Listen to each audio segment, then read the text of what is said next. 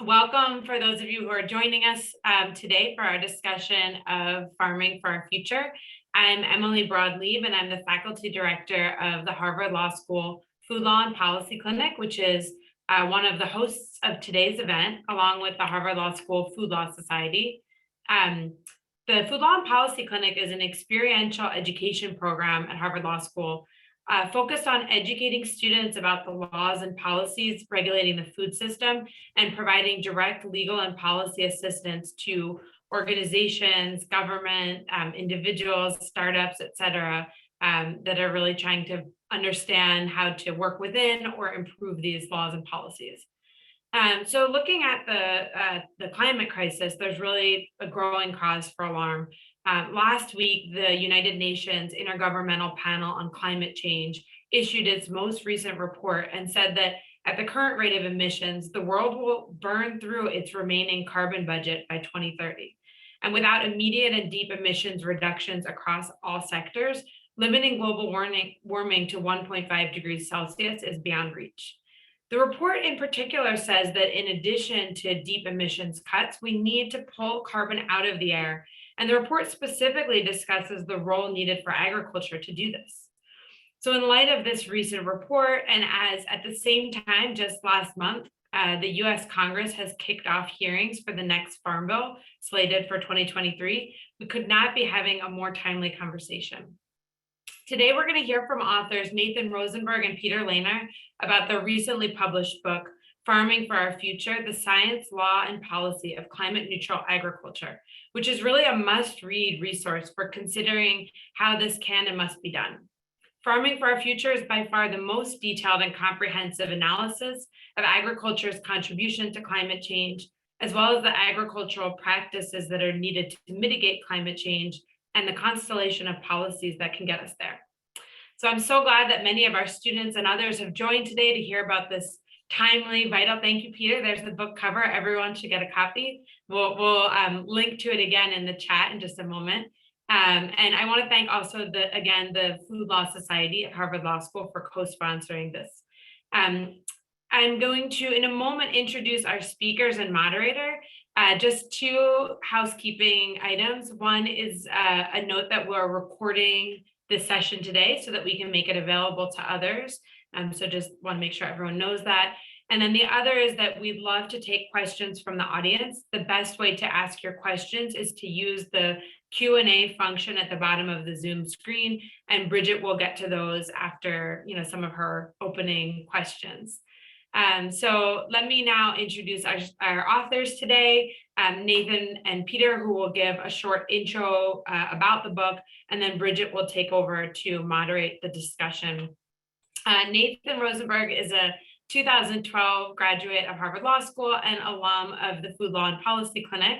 Actually, our first student. He was a clinic student before the clinic even technically existed. And he's a visiting scholar at Harvard Law School Food Law and Policy Clinic as well with us now. He's previously taught at the University of Arkansas, University of Iowa, New York University, and worked as a consulting attorney for Earth Justice, a legal fellow at the Natural Resources Defense Council, and as director of the Delta Directions Consortium in the Delta region. Peter Lehner directs the Sustainable Food and Farming Program at Earth Justice, developing strategies to promote a more environmentally sound agricultural system and reduce health, environmental, and climate harms from production of our food. Before that, from 2007 to 2015, Peter was executive director of the Natural Resources Defense Council and the NRDC Action Fund, where he worked to shape a clean food program with food waste, antibiotic-free meat, regional food, and climate mitigation projects. He also served as chief of the Environmental Protection Bureau of the New York State Attorney General's Office from 1999 to 2006, and has so many other distinguished background points that I will, we have a link in the program if you want to learn more. And our moderator today couldn't be more delighted to introduce Bridget Huber, who's a staff writer at the Food and Environment Reporting Network, or FERN. Her work has been published and broadcast by National Geographic, Public Radio International, the New York Times, The Lancet, Mother Jones, the Associated Press, and many others. She's a graduate of UC Berkeley's journalism school and has received grants, awards, and fellowships from the Pulitzer Center on Crisis Reporting, the UC Berkeley 11th Hour Food and Farming Journalism Fellowship, and Mesa Refuge, among others. So I'm going to turn it first to Nate and Peter to kick off the discussion by sharing a little bit more about the book, and then Bridget will take over and lead our discussion. Thank you again to all of you for being here. Great, thanks, Emily, and it's great to be here with all of you. And it's really great to be here with you, Bridget. Your work is fantastic. And Fern, for those who don't know it, you should all sign up and regularly get it. I sometimes speak at friends' journalism classes, and I note that journalists have to write about very complicated issues in such a way that people want to read them, whereas lawyers write about things and our judges are paid to read them. So you have a doubly tough job to make the things understandable and make people want to keep reading. Just a quick background about the book. I'd been an environmental lawyer working on a whole range of classic air pollution, water pollution, toxic pollution issues for about 25 years. And over time began to see the importance of agriculture, its impact on air pollution, water pollution, public health, and climate change, and also that our standard environmental advocacy and laws really didn't do much to address those harms. So for the last 10 years, I've been trying to focus more on agriculture. It has obviously a crucial role in producing our food, but it also uses most of our land, 62% of the contiguous US, and has a tremendous impact, as I said, on our drinking water, our air quality, and unbeknownst to many, our climate change. So a few years ago, some colleagues, Mike Gerard and John Dernbach, were editing a book on legal pathways to deep decarbonization of the US economy. And they asked if we'd write the agriculture chapter. And so we did, Nate and I, and we found it was interesting that there really wasn't much in the prior work on agriculture, that this was to be a volume on legal pathways, building off a book on the technical work. But the prior volume really hadn't thought much about agriculture and its tremendous contribution to climate change. So Nate and I found that we had to do both, essentially the technical work as well as the legal policy work. And as we dug into this, we found that there was a lot, frankly, of good information, which was important, but there was also a lot of misinformation and often intentional disinformation. And so we tried, and you'll see hundreds and hundreds of footnotes in the books, to try to distinguish between some of the hype and some of the reality. It ended up being a very long chapter in this big book. So our publishers asked us to expand it into a standalone book, and we did. We added some chapters. We updated it to the 2018 Farm Bill.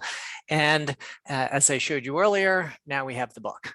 So Nate will hit some of its highlights, but we do hope it will contribute to a more intelligent and we hope productive conversation on how agriculture can go from being a climate problem to a climate solution, as it must. Nate? Thanks, Peter. Yeah, and so as Emily mentioned, the book, we tried to provide a comprehensive overview and analysis of these issues of agricultural greenhouse gas emissions in the United States. But we also made a number of arguments in the book, some of which I'm just going to briefly highlight here. First, we try to explain the reality of farm demographics, which are very different than are commonly perceived. And hopefully this is something we can touch on later, because it's an incredibly important issue. And second, we try to explain the facts of agricultural greenhouse gas emissions and climate practices, and the reality of the degree to which various practices can actually lower emissions. There's a lot of promising research, but there's also a lot of hype. Third, we try to explain the Farm Bill and how environmental laws apply to agriculture. The Farm Bill is in many ways one of the most important pieces of environmental legislation in the country, but few environmental lawyers have a solid understanding of it. And then finally, since the ag and food sector is so huge, we tried to look at both upstream and downstream opportunities to reduce net greenhouse gas emissions. So with that, I'll hand it off to Bridget. Okay, thank you. Thanks to you both for that overview. It really lays the groundwork for this conversation. And yeah, just a reminder that we are really happy to have questions from the audience. So pop those into the Q&A. Yeah, I've found the book to be incredibly useful and interesting. It's definitely earned its place on my bookshelf. I'm excited to dig in a little bit more. And Peter, to start with, can you just bring us up to speed about why we need to be talking about agriculture when we're talking about climate change? Sure. The reality is we have to address agriculture, because if we don't, we won't reach our climate goals. It's really that simple. We can move to clean energy, transportation, buildings, and all those other good things, which we should do. But our agricultural emissions are so big, and for the most part, getting bigger around the world, that we will blow past our 1.2 to 1.5 degrees centigrade, 2 degrees centigrade, which is about 3 or 4 degrees Fahrenheit for US audiences, targets, even if we do absolutely everything else. And once we blow past those targets, we're in the realm of great scientific uncertainty and fear of geophysical feedbacks that are truly catastrophic. So the short answer is we have to do it. A little more detail, though, is it contributes far more than most people think. The EPA inventory has it listed as contributing only 10%. So people think 10%, not a big deal. But in fact, there's a lot of aspects that are hidden in other aspects of the inventory: the land use, the energy use, the manufacture of fertilizer, all of which are really driven by our agriculture and food system, but they're included in other parts of the inventory. And there are other parts that aren't included at all. The fact that we are using hundreds of millions of acres, about 1.2 billion acres of land for grazing cattle and growing crops, that could be sequestering carbon, that used to, in its native state, be sequestering carbon, and if managed differently, could be sequestering carbon. So, and that impact isn't considered at all. So when you consider all of these impacts together, you realize, wow, it's not 10%, it's a much more significant driver of climate change. So that's why it's so important we address it. And then the good news in all of this is that there's this big opportunity means that if we change policies, we can actually make a big difference to what farmers do. The federal farm policies, farm actions, what farmers do, is driven tremendously by farm policy. So if we change that, we can get to a different farm system that will be more climate friendly. Okay, thanks for that. Nate, did you have anything you wanted to add? No, I thought that was a perfect summary. Okay, great. Well, I do have another question for you then, Nate, and that was, I found really eye-opening in the book the way that you interrogate this idea of the American farmer, right? And can you tell us a little bit more about the gap between maybe how we imagine the American farmer and the reality of who's producing our crops? And also, if you can tell us a little bit about how this sort of nostalgic or mythical idea of the farmer has made it more difficult to shape and reform farm policy. Yeah, absolutely. This is something that we spent quite a bit of time on, and we have a chapter. The second chapter looks at these issues in depth, and we co-authored it with a statistician, and we did a real deep dive into the data, not just the USDA surveys like the Census of Agriculture, but we also looked at tax data, the labor data, and other sources to come to a better understanding of who American farmers are and what their financial circumstances look like.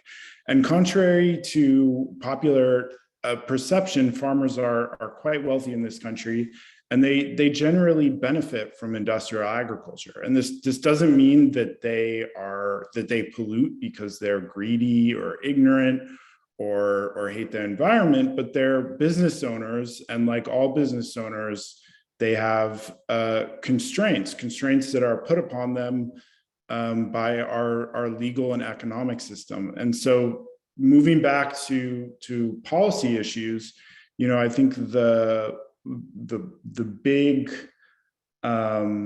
the kind of big takeaway from this situation is that we can't look to individual farmers or individuals in general to make these changes. We're going to have to change the kind of economic and legal incentives that they face if we're going to have the kind of dramatic change that we need. Okay, thanks for that.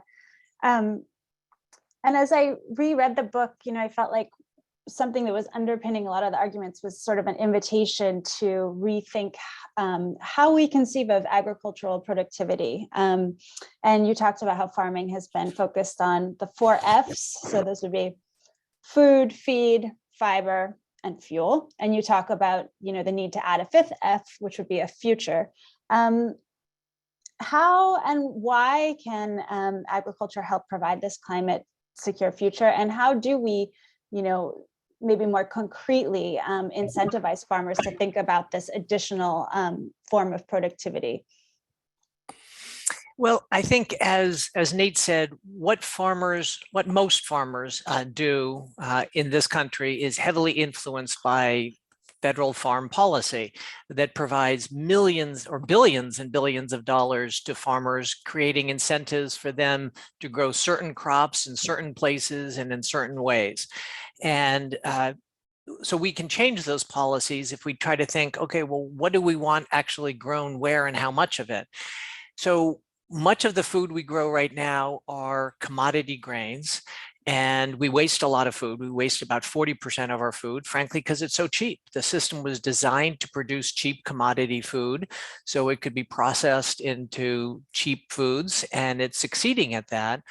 That food is actually quite unhealthy. So it's causing us about $1 trillion a year of chronic health harms, which is a huge drag on our economy. It also has tremendous environmental impact. There have been studies that show the true cost of food as the way we raise it now is about 3 times what its market is. So we have to start thinking, wow, we have all this land. We have this powerful force of nature, to the ability to grow food and fiber and other wonderful products, including stabilize our climate. So what do we want from the land? We don't just want cheap calories and cheap commodity. We want nutrition. We want healthy food for people. We have to really think, do we want so much ethanol when it's not necessarily so great for the climate? Do we want to be using our land so inefficiently? It takes about 15 pounds of grain to get a pound of beef. So you have to, and beef require a tremendous amount of land to graze before they get to the feedlot. That's an incredible use of land for food that, according to our dietary guidelines, we're eating too much of anyhow. So I think we really need to think not only about how we're growing our food, but let's really think about how we can use this tremendous asset, the land and the knowledge that our farmers have, to produce what our country needs, which is a stable climate, healthy, nutritious food, and clean air and clean water. Okay, thank you. And, you know, to stay on the policy piece for a minute, Nate, you know, you also wrote that agricultural policy, as it currently stands, really addresses this narrow group of stakeholders, right? And as you have just said, you know, they're largely white, male, wealthy, and argue that this policy must address a much broader set of stakeholders in order to reduce emissions, but also to improve public health, reduce inequality. So can you tell us more about this idea, and also sort of who are these new constituencies, or maybe constituencies that haven't gotten consideration previously? Right, exactly. We call them new constituencies, but they're, you know, as you indicated, they're not new. They've just been neglected by farm policy up to date. So yeah, I mean, one of the remarkable things about farm policy today is how few people are actually served by it. You know, we have large corporations and then a small number of wealthy farmers who benefit from these policies. And sometimes the fortunes of farmers are conflated with those of rural residents, but even USDA's data and analyses are quite clear that farms contribute very little economically to rural areas, even in areas that are rightfully considered farm country. But at the same time, rural residents are often dramatically affected by agricultural production in terms of land use, in terms of air and water pollution, and some other, unfortunately, negative aspects of agricultural production. And there are different data points that we look to, like surveys that show the extent to which rural residents are concerned with these issues. But I mean, just as I'm sure many of the people watching today know, just going out in rural America, these are issues that people are very concerned with. And so that we argue that these concerns, the concerns that and stake that rural residents have in how we produce our food is neglected in contemporary agricultural policy. And at the same time, the same goes for farmers of color, who are more likely to engage to use sustainable practices. As well, we talk at length about the importance of including farm workers, who are far greater number than farmers, but are just almost completely excluded from agricultural policy discussions, as well as other rural workers who get relatively little policy attention. And so it's important to include these constituencies for if you're interested in reforming our food system, not just because including them is the right thing to do and they're affected by these policies, but also they have very good reason to want to improve agriculture's public health, environmental, and equity outcomes. So they're natural allies of the climate movement and other people who are trying to make agriculture more sustainable and equitable.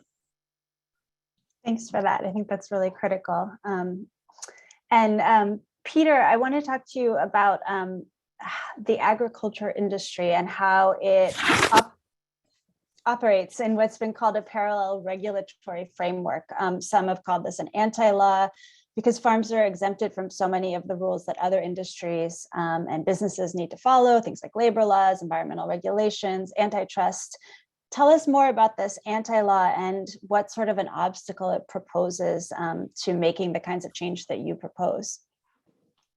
Sure. As I said at the beginning, I've worked in environmental law for my whole career and worked on a wide range of issues before I started focusing on agriculture.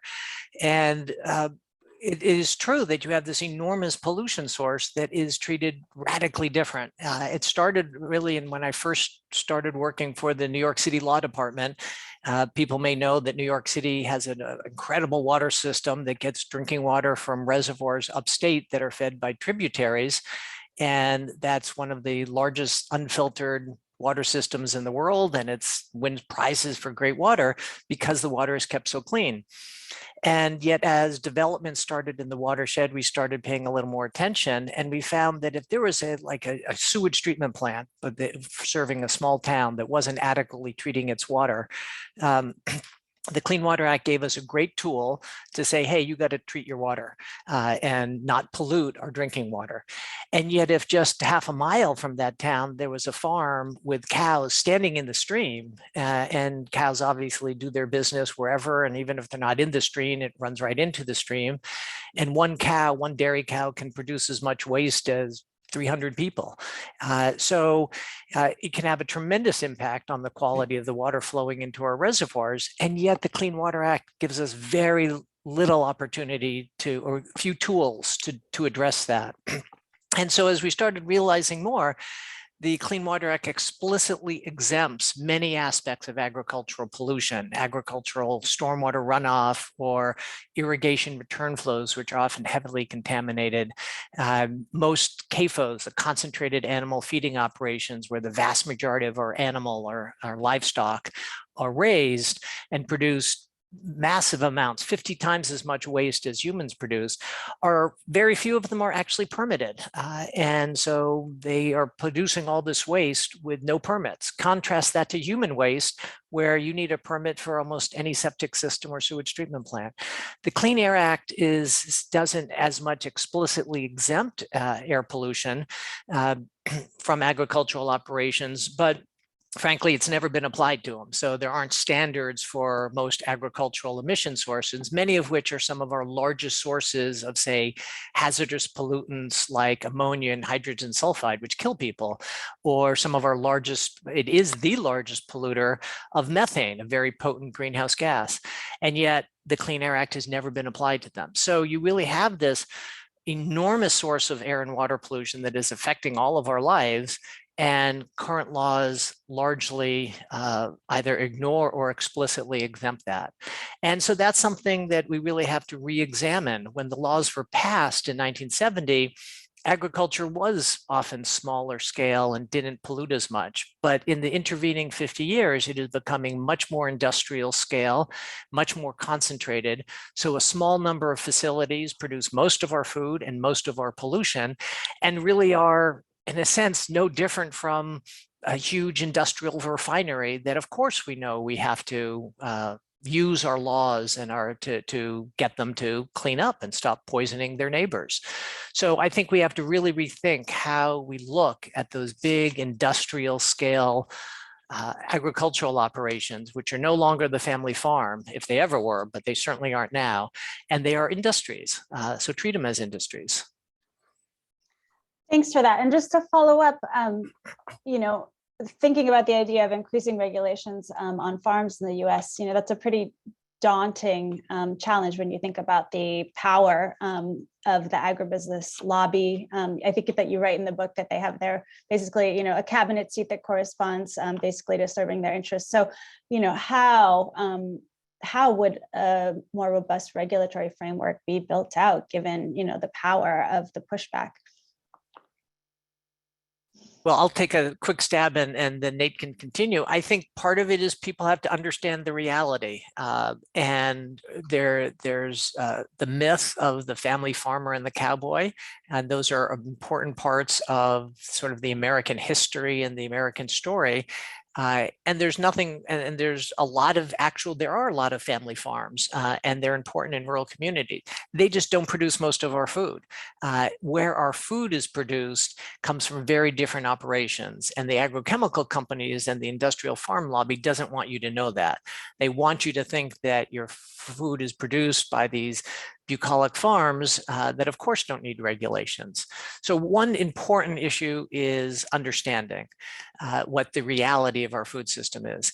Another part is what Nate talked about, is getting more people engaged. It is not just the relatively few, it's about 500,000 people that control the land on which most of our food is raised. And it's a small handful of companies. 4 companies control the vast majority of our beef, pork, grain, chicken markets. It's a very small group and they control policy, but how about everybody else who lives here, who's concerned about climate change? How about everybody who eats? All of us need to get involved in the policy that affects us so profoundly. Okay, thanks. Did you have anything to add, Nate? Yeah, I would add, I think there's a tendency, and a very understandable one, and one that I share to a certain extent among reformers, to want to focus on, to say, okay, well, we don't have this regulatory framework. Maybe we can accomplish these goals through public incentives and subsidies. And that's a very understandable response. It seems a lot more feasible than implementing meaningful regulations. But there's a problem, and the problem is that it doesn't work, or at least that it doesn't work absent a regulatory floor. And so I think understanding that and looking at the history of these incentives, of voluntary measures to reduce agricultural pollution, and now we have these sort of voluntary conservation measures that go back 90 years. And we have a 90 years history of just failed interventions. And I think understanding that history and applying it to current efforts to reduce agricultural pollution will be key. And so Peter and I argue for public incentives, public subsidies, and I personally believe in them, but without a regulatory floor, their effectiveness is going to be limited at best. Okay, thanks. And Nate, another question for you. The ag sector gets tons of public support, subsidies and research funds, institutional purchasing. Wondering how would you rebalance the spending to support and scale carbon farming or climate-friendly agriculture? Yeah, that's a great question. So I'll hit on research, and then I think Peter can talk a little bit more about how we might restructure subsidies. But the United States is the only wealthy country in the world where the private sector spends more on agricultural research than the public sector.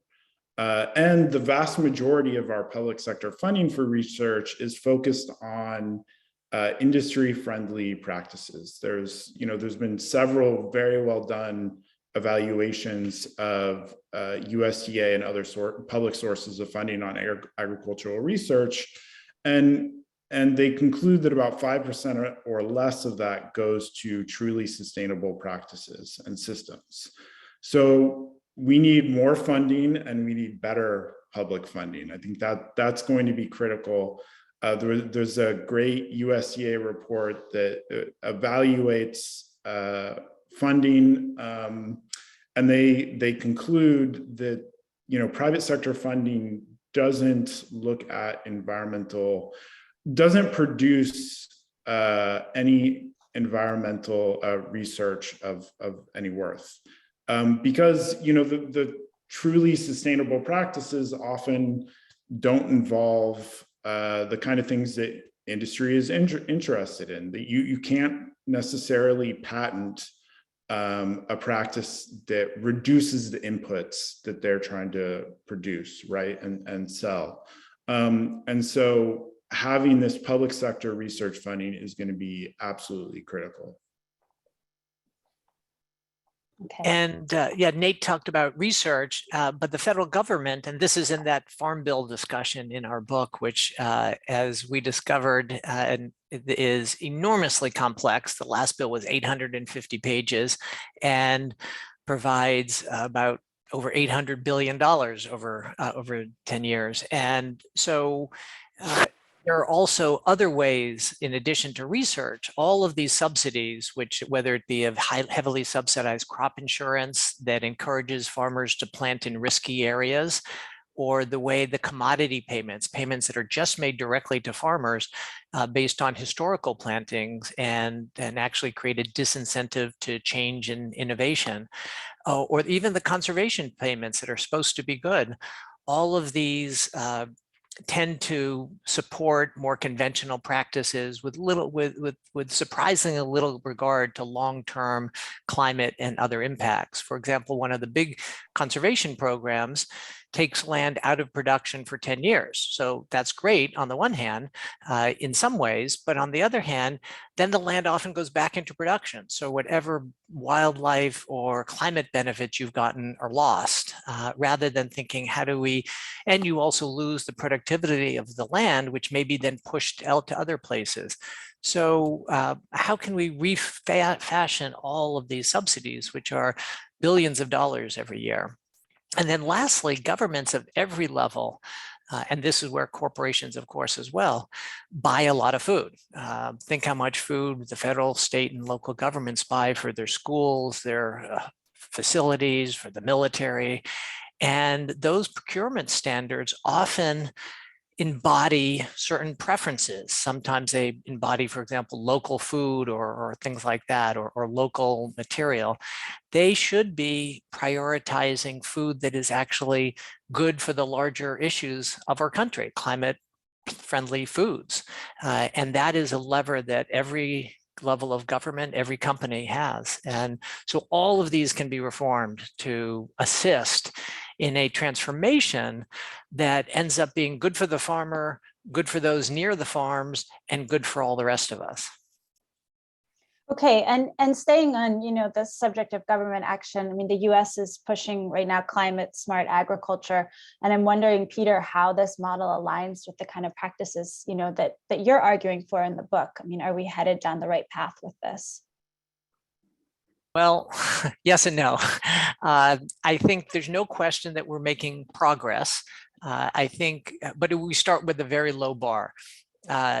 It wasn't very long ago that the US Farm Bureau, the American Farm Bureau Federation, one of the most important lobby voices for agriculture in Congress, explicitly denied the reality of human-caused climate change.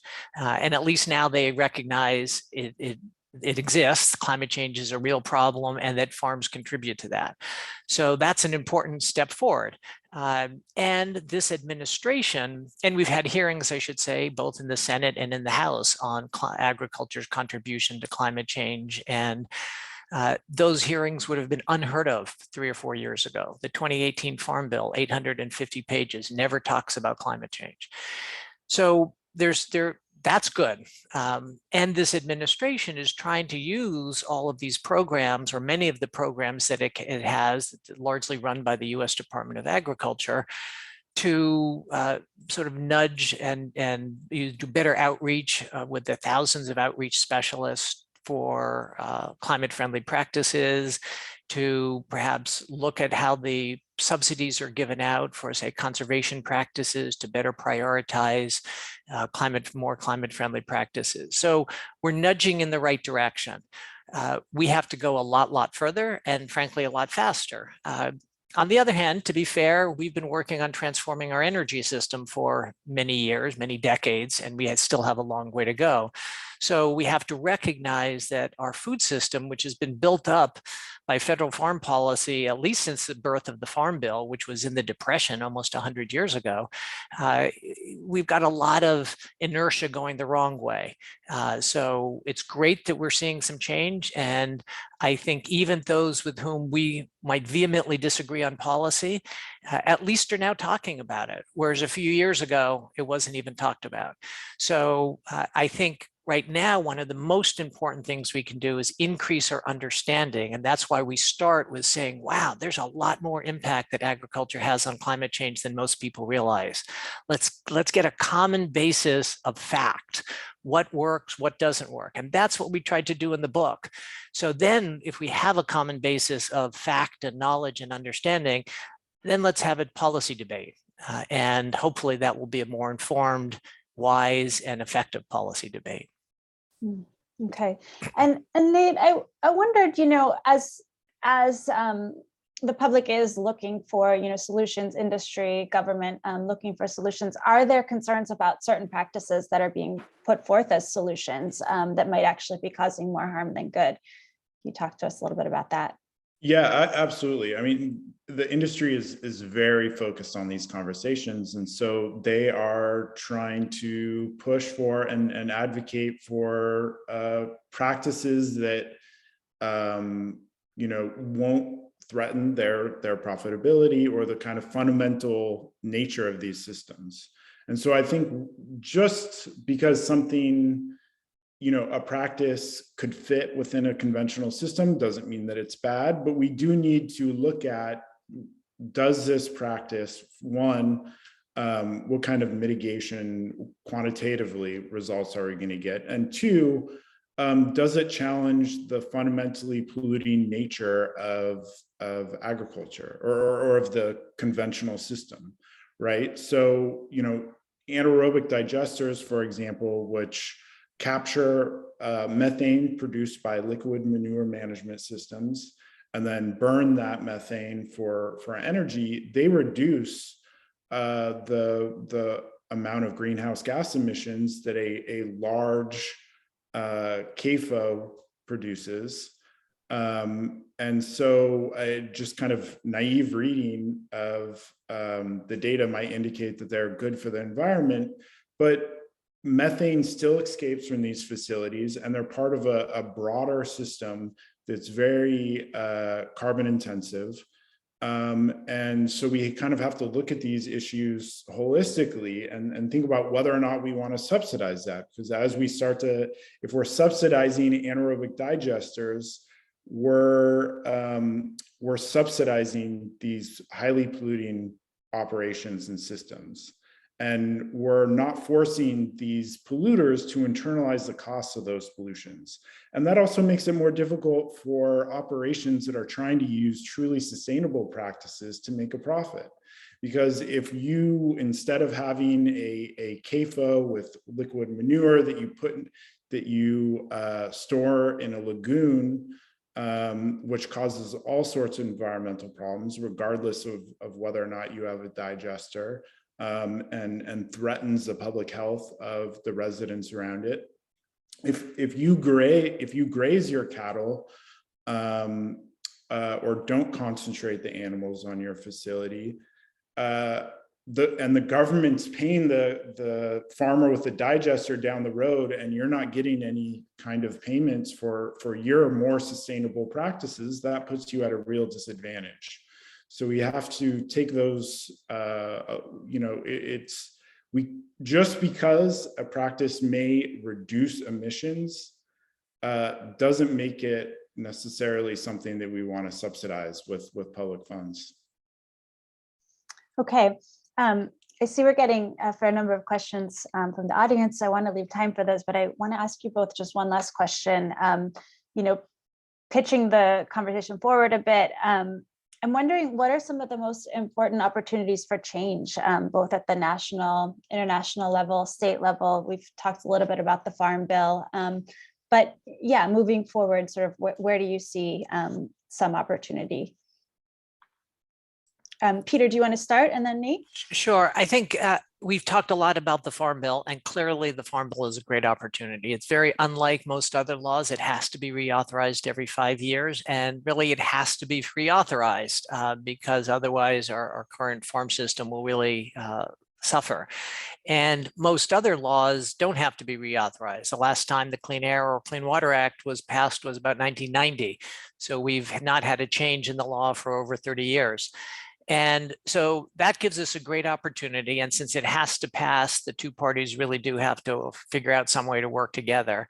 And this addresses both food nutrition and farm production. So we have an opportunity there. And as we said, the Farm Bill, through all of its research, its subsidies, its commodity programs, has a lot of influence on what, where, and how farmers grow our food. And so that is a real opportunity. Another one that I think we can look at particularly now is the renewable fuel standard, which has encouraged the production of a tremendous amount of corn, about 30 million acres of corn for ethanol. And President Biden just announced allowing a higher mix of ethanol full year, which has tremendous consequences for food security, using 30 million acres of land for ethanol rather than food, and for local air quality, but it also has a real climate impact. When you think about the land use impact, corn ethanol is not a climate solution. So here we are actually expanding something or production of a product that is actually taking us backwards. That's another really one of those false solutions that you asked Nate about before. People think it's a good idea, but when you really look at it closely and compare it to what could be done with that land, you see it takes us backwards. So reforming some of the incentives for essentially climate unfriendly practices and products, and reforming the Farm Bill to use all of these subsidies that are already out there, and these very knowledgeable people and programs to encourage better practices, are two great opportunities. Okay. Nate? Yeah, and along those lines, similar to RFS, there are so many different regulatory issues at stake, or that could be used to make agriculture, to reduce agriculture's emissions. So I think it's widely expected that the Democrats are going to lose in November, lose some seats, and perhaps lose control of Congress completely. But even if that happens, the executive branch can still do a lot through regulatory change. And also individual policymakers can still do a lot through hearings, even if they can't pass legislation in Congress. So I'll be very interested to see what, if any, regulatory changes happen after the election in November. And if I Okay. can, I'd be remiss if we didn't also mention states. States have a lot of impact on what is grown, how it's grown, where it's grown. States have in departments of agriculture, environmental departments. So states also, pretty much everything we've said has a state parallel in terms of opportunities moving ahead. Okay, thanks for that. And let's turn to some questions from the audience. Have one from Garrett, who says, many critiques of industrial agriculture lead to an embrace of small scale or local ag instead, but small and local doesn't necessarily mean better on many of the outcomes you're interested in: land use, resource efficiency, treatment of workers and animals, etc.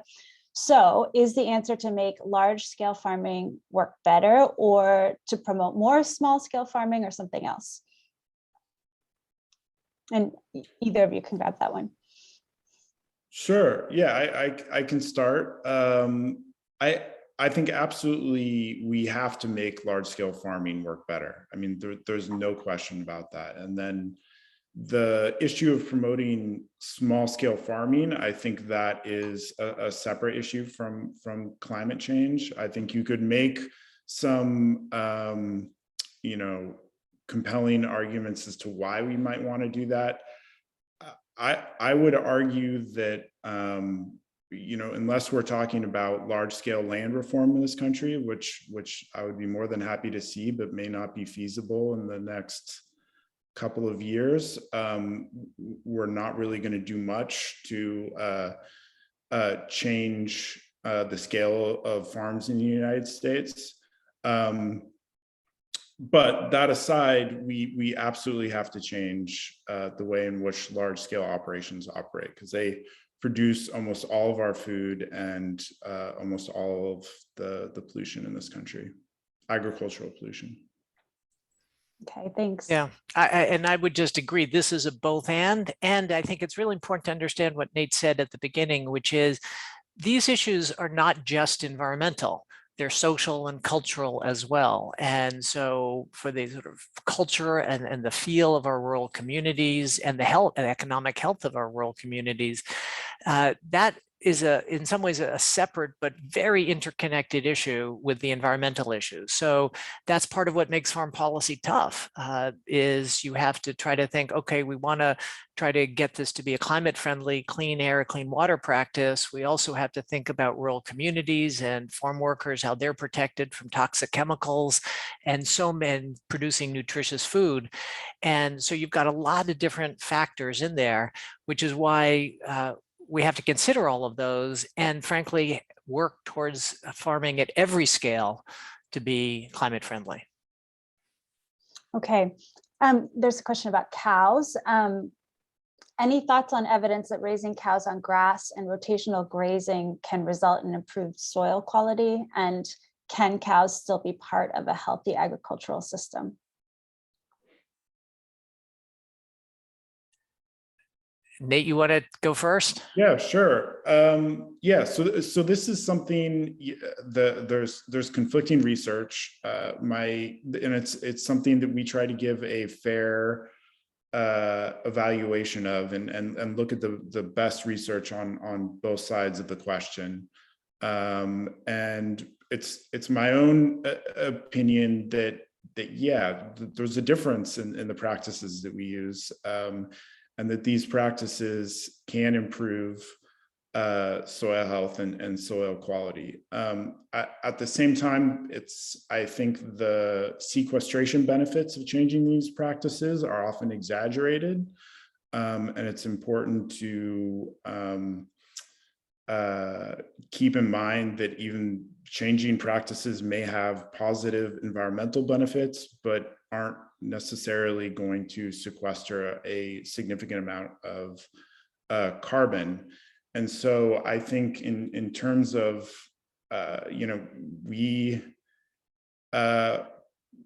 producing as much to see the kind of emissions reductions that we need, we're almost certainly going to have to reduce the number of animals that American agriculture produces every year. I do, there are a variety of ways to approach this. I think there's a model called ecological, a kind of ecological land use model that I like, that tries to assess how much land could be devoted to agricultural production by looking at land that isn't suitable for intensive crop production. And those models, most of the research has been in Europe, but it shows that maybe we could produce about a quarter to at most half of what we currently produce in terms of animal agriculture in wealthy countries. And so, and I think there's, we definitely could integrate animals into a climate neutral agricultural system, but it's a lot more complicated than just changing our grazing practices, which I think clearly wouldn't be sufficient. Okay, thanks for that. I'd just quickly add that, for example, rotational grazing is clearly, I think, better for habitat and water quality, no question. Whether it stores so much carbon to offset the methane from cows is a different question. And one often forgets that cows, every time they breathe out a tremendous amount of methane because of the way their gut works, which is different from the way your and my gut work. And what happens to the ground doesn't change all of what they're breathing out. And so while it may be good from an environmental water quality perspective, somewhat better habitat and a bit of soil carbon, although that depends tremendously on the terrain. It'll be very different in the wet Northeast from the arid Midwest or from the arid West or other areas, how much soil carbon can get stored. So I think this is an example of an area where the fact that this practice is good or better than existing practice, it doesn't make it a climate solution because it doesn't offset enough the carbon, the methane that is being emitted all the time. And so that's why you really have to look at saying, okay, where can this be done, where it has most impact, at what scale can it be done? And as Nate said, we tried to distinguish between some of the hype and the reality, and most studies do seem to indicate that while there's benefits to this, and there's benefits, for example, to using manure instead of synthetic fertilizer, we have to not overstate those benefits and recognize that cows are producing a lot of methane all the time and really think what's the right number of cows. And that's going to be a much smaller number than we currently have. Okay. And Nate, when we're thinking about, what we're growing and how, in the book, you talk a fair amount about perennial agriculture and agroforestry. And could you just talk a little bit more about, what this is and why it's important? Yeah, so most crops currently are planted every year and then harvested every year. And we have to replant them. And perennial crops are just crops that don't need to be replanted after harvest. They might be replanted after 2 years, 5 years, or if it encompasses trees and shrubs. So it can even be decades before they're replanted. And frankly, the United States is behind other countries, both wealthy countries and developing countries in terms of perennial agriculture. China, and some European countries have been putting a lot more funding, and farmers have been using a lot more perennial practices than we have in the United States. I think the government in particular in the United States is lagging behind not only these other countries, but researchers and farmers who are in the United States who are very interested in perennial practices. Because it offers, it sequesters a lot more carbon and maintains that sequestered carbon than annual agriculture. And it also diversifies because it's not necessarily, but the kind of optimal form of perennial production, like alley cropping, which is intercropping rows of trees or shrubs with grains, usually annual grains. This is a form of diversification, which in addition to providing the environmental and climate benefits, also gives farmers a diversified income stream, right? And so this can be good both for farmers and the environment, but it requires different types of government programs than we currently have. And our government lending, crop insurance, and research programs are very short term, which disadvantages these type of perennial practices. Okay.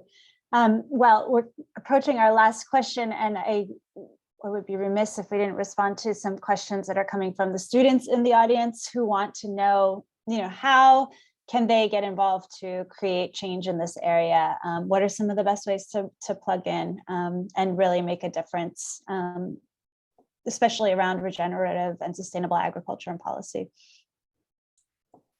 Well, first, I would say read our book and become knowledgeable, because most really don't have a good understanding. I think, as we said earlier, there's so little involvement by anybody outside of the existing farmers that getting engaged and telling your member of Congress, your state legislature, that you care about farm policy because you care about water pollution, air pollution, climate change, and the food you eat would really be important. Let them know that farm policy really has to include everybody else's interests. We don't want to be making farm policy just for the 500,000 large-scale farmers, and that's what we do now in agrochemical companies. We largely make food policy, farm policy that helps the companies that make agricultural chemicals, not all of us that eat our food and breathe our air. So just get involved. Another thing they can do is they make food choices every day, and different foods have enormously different climate impacts. As we've talked about, the vast majority of climate impact from food comes from livestock, largely beef.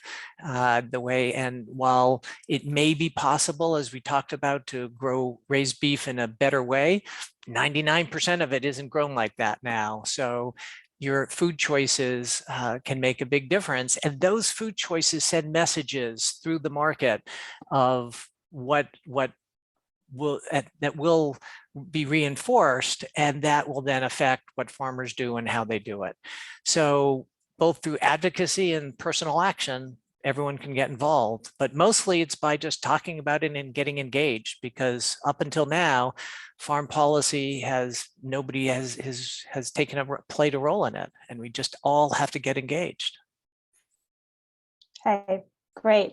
Nate, did you want to respond to that one too? I would say, it's still a small world. So I think getting experience, you'll meet people and learn about the career paths they've taken, which, because the agricultural policy world, particularly if you're the sustainable or regenerative ag policy world, is so small, I think most of the people in it have had somewhat novel career paths. But I think getting experience and talking to other people in the field is a great way. So if you're at Harvard Law, being involved with a clinic obviously is a great opportunity, but there are other clinics at other schools that are doing great work. And there's the I think it's the National Food Law Student Network, which is a great way to get involved. And then,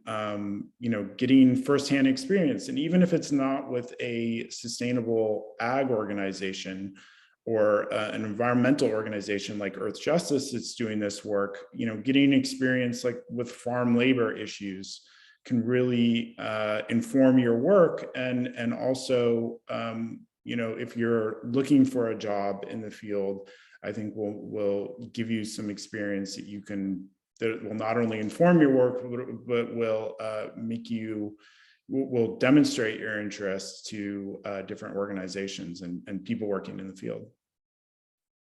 Okay, great. I think that's a really nice place to leave this. Thank you both. This was so interesting. We could keep talking about this for such a long time, but yeah, really interesting conversation. And I'm going to turn it over to Emily to close.